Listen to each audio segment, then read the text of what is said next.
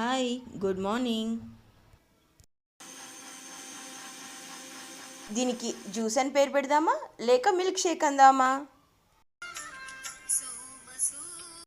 ముందుగా జ్యూస్ చేద్దామని అనుకున్నాను, కానీ అప్పుడప్పుడు కాస్త వేరియేషన్తో చేస్తే బాగుంటుంది, పిల్లలు ఇష్టంగా తాగుతారన్న ఉద్దేశంతో పాలు పోసి చేశాను. మిల్క్ షేక్ అనే పేరు పెడదాం, ఏమంటారు?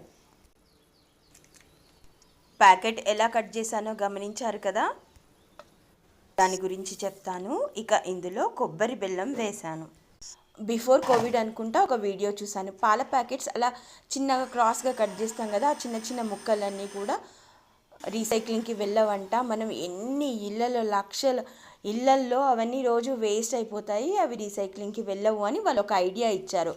అంటే వాళ్ళు కొంచెం ఎన్విరాన్మెంట్ గురించి ఆలోచించే వాళ్ళు, దాని గురించి ఇనిషియేటివ్స్ తీసుకునే వాళ్ళు ఉంటారు కదా.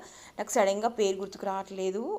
సో అలా కట్ చేయడం వల్ల అవి రీసైక్లింగ్కి వెళ్తాయని చూశాను వీడియో. అప్పటి నుంచి కూడా అలాగే కట్ చేస్తాను.